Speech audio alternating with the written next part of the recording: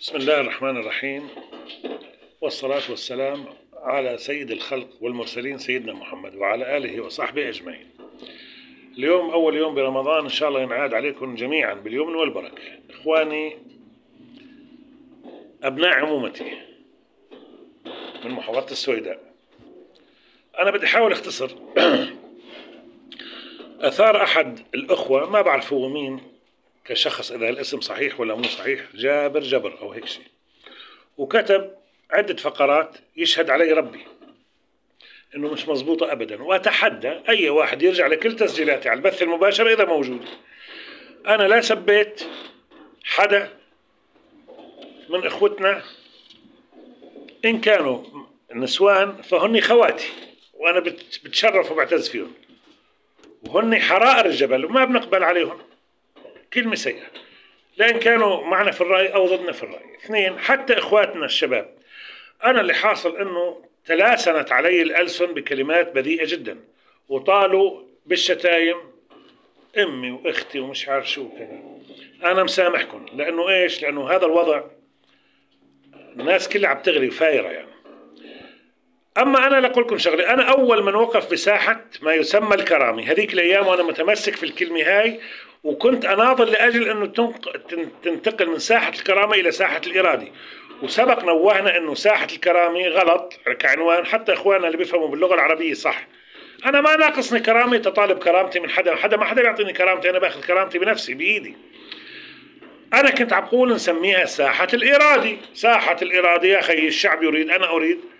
بعدين لما هن انتقلت البوصلة تبعيتهم من المطالب الحقة أوكي والمشروعة، واللي داعمها الدستور والقانون والعقلاء عندنا في جبل العرب وسماحة الشيخ الهجري، نحن تمسكنا فيها. أما لما انتقلت لعدم مؤاخذة إسقاط نظام، آخر همنا يبقى ولا يروح النظام، نحن بيهمنا الوطن شو بده يكون فيه. نحن أكدنا على أو لازم نأكد على الحراك الوطني والحس الوطني، والوطن إلنا هذا ما حدا يكون شريكنا فيه. أي قوة موجودة على الأرض غير سورية هي قوة غير شرعية، إن كانت إيرانية، روسية، أمريكية، شو ما كانت تكون، إسرائيلية أو غير.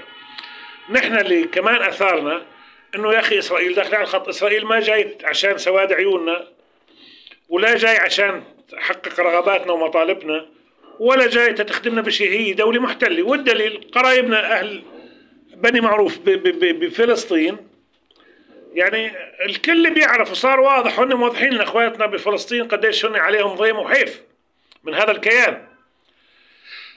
أما بنرجع لأنه أحمد عماد شتمنا مين؟ وين التسجيل؟ ما أنا دائما بطلع ببث مباشر، أعطوني التسجيل اللي أنا شتمت فيه تأعتذر براسي بساحة الإرادي.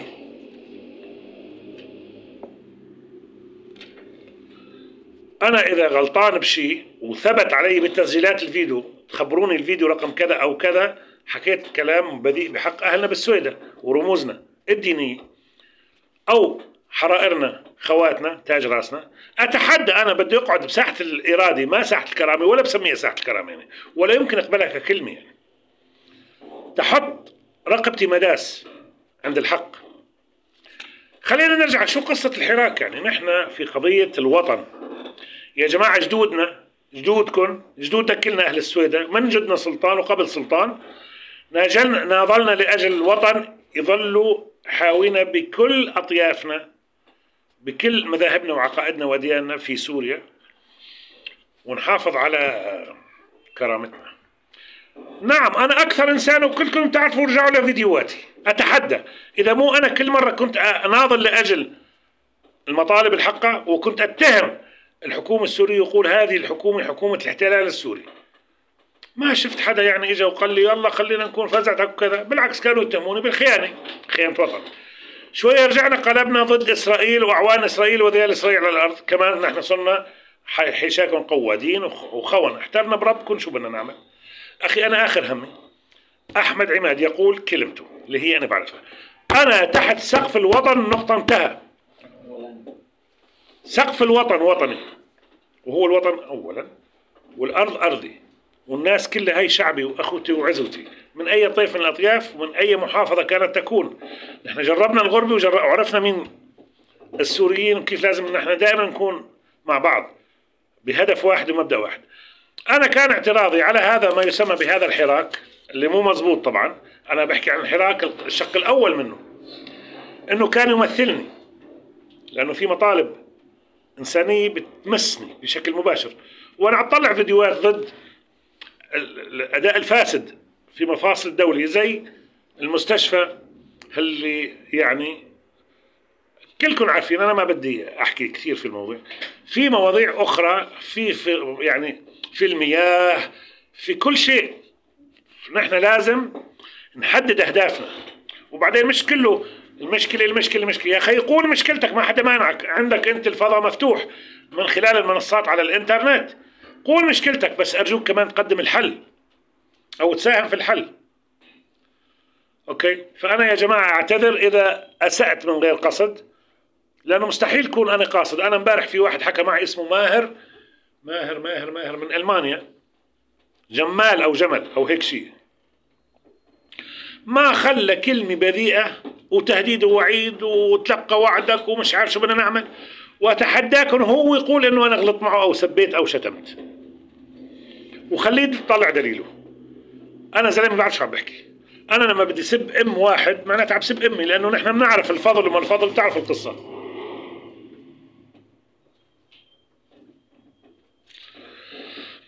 يا جماعة الخير، خلينا نغربل بالغربال مين اللي له يعني اللي بيحب مصلحتنا كمواطنين وكوطن. خلينا ناخذ فكرة عن أصدقائنا الشعراء، خلينا نشوف الشعراء لوين عم ينفخوا بالقصة. نحن مشكلتنا متلقين ونتأثر بالكلمة، في شعراء شرفاء وطنيين أحرار بيقولوا كلمتهم بقصيدة جميلة جدا، وفي شعراء أنتم عارفين بدناش نحكي كثير في الموضوع. أما ما يسمى في ساحة أنتم سميتوه الكرامة، أنا بسميه الإرادة ومصر على هذه الإرادة. نحن بني معروف وين ما كنا نكون، لا نقبل الضيم أبدا. أنا حتى اللي غلط، أنا مرة كان في واحد سارق لي شقة من عنا من السويدة يعني صلبطة، والله العظيم لما لقيت إنه الأمور يعني حكم القضاء ضده، قمت تنازلت له وسامحته مقابل إنه يطلع من الشقة. ولما واحد ثاني عمل نفس الحركة والله العظيم، وفي شهود ما بدي أذكر أسماء، لكنه إذا لازمت بذكر أسماء، رحت استأجرت له شقة ودفعت له إجارة وقلت له اطلع من عندي. ما بنأذي بعض، أنا ما بأذي، أما أنت تحمل مسدس ضدي، سلاح ضدي، وأنا أحمل سلاح ضدك، صرنا هون في معمعة وغوغائية. وكمان أنا من ضمن اعتراضاتي على بعض الأداء للأخوة اللي هن مندفعين باتجاه غريب عجيب، تدمير أو تسكير أو تحطيم المباني الحكومية. يا أخي إلنا هاي، لو افترضنا مثل ما بدهم بعض الإخوان إنه نعمل دولة، يا أخي أوكي، دولة منفصلة، دولة درزية أو كيان مش عارف شو بده يصير، خلينا نحافظ على الأملاك هي نستفيد منها يعني. وقبل ما أختم، وإن شاء الله يا ربي إنه يكون شهر رمضان شهر بركة عليكم، بس بدي أقول نحن بحاجة حقيقة عقلاء. أنا ما راح أمشي ورا الحراك، أنا الشيخ الهجري بيقول كلمته أنا بلتزم فيه لأنه هذا يمثلني. بيطلع فلان من الوجهاء المعروفين مشهود لهم في الأصالة والوطنية والأخلاق، أنا بمشي وراه. أما والله مجموعة ناس، وبعدين قضية رفع العلم الدرزي، يا جماعة الخير، سيدنا تاج راسنا الله يرحمه سلطان الأطرش رفض يحمله، لأنه ما عندنا حرب طائفية، يعني ما في قبالنا طائفي جاي تحاربنا تحمل علم طائفتي، هذا علم مقدس ومكرم. نجي عاد للعلمين الأحمر والأخضر، يا أخي الأحمر مش لحافظ الأسد ولا لبشار الأسد، هذا قبل ما يخلقوا كان أيام الوحدة، والنجمتين سوريا ومصر، وثلاث نجوم كانت أعتقد سوريا ومصر والعراق أو ليبيا أو ما شابه ذلك. نحن مع وحدة الأمة العربية، وهذا مستحيل ومش عم نشد عليها، ومع بقاء سوريا كما هي، لا تقبل التجزئة والتقسيم، لا يمكن تصير لا دولة درزية ولا حكم ذاتي ولا نقبل. وخيراتنا اللي بالأرض لازم ترجع إلنا كمواطنين وللحكومة عشان الأمور الخدمية وما شابه ذلك. بدي أكد على شغلتين، الوطن والجبل. الجبل على النطاق الضيق مش لحدا بعينه، إلنا كلنا بدون استثناء، مش على كيفكم تجرونا لمطرح لا يحمد عقباه بحكم إنه نحن الجبل وقلنا الجبل وأنتم خونة وأنتم كذا. والشق الثاني الوطن، كمان الوطن مش لبشار الأسد لحاله، هو بهذه الدولة بنفس القيمة والمقدار من حيث الانتماء للدولة أو الوطن. والسلام. بعد إذنكم ختام، وما عاد حدا يهدد ويسب، عيب يعني، ونحن كلنا إخوي، أمك أمي وأختك أختي وبنتك بنتي وبيك بيي، وأنتم بتعرفوا القصة.